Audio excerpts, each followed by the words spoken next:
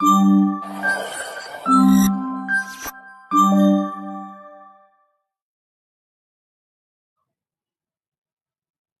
Everyone and welcome to this channel. तो आज हम लोग करने वाले हैं एनालॉग इलेक्ट्रॉनिक्स 1 में हमारा अगला topic that is a numerical on unbiased series clipper. तो यहाँ पर एज सच हमारे पास हमारा डायग्राम है in which we can see that in the positive half cycle हमारा V इनपुट हमारा 20 वोल्ट है and in the negative half cycle हमारा V input is equal to -5 volt है। अब इसी की मदद से हमें एज सच हमारा V आउटपुट निकालना है and we have to plot the graph for that.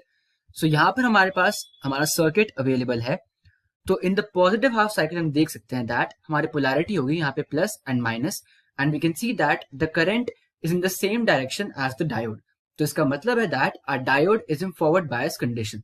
तो इस पर्टिकुलर डायोड को हम लोग इसके इक्विवेलेंट सर्किट से रिप्लेस कर सकते हैं which is a closed circuit.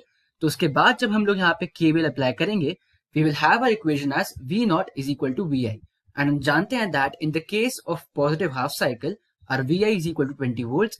सो यहाँ से V output is equal to 20 volts from the time period that is 0 to T/2। अब हम लोग बात करते हैं इन द नेगेटिव हाफ साइकिल। तो हम लोग एज सच पोलैरिटी को रिवर्स कर देंगे फर्स्ट ऑफ ऑल। सो यहाँ पे माइनस एंड यहाँ पे plus. Now we know that the current is not in the same direction as the diode. तो इसका मतलब ये है कि हमारा जो डायोड है that is in reverse bias condition. तो इस डायोड को हम लोग इसके इक्विवेलेंट सर्किट से रिप्लेस कर देंगे which is an open circuit due to which हमारा जो V आउटपुट आएगा यहाँ पे that is going to be equal to 0 from the time period T/2 to T। तो एज सच हमारे पास दोनों केसेस में हमारे पास V आउटपुट आ गया है। So in the positive half cycle our V output is equal to 20 volts and in negative half cycle our V output is equal to 0।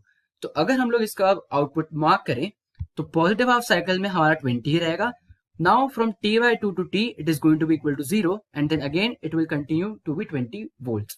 and इस केस में हम लोग देख सकते हैं that जो हमारा इनपुट था एंड जो हमारा आउटपुट है the negative half of the input has been clipped। So that was all for this video and I will see you in the next one।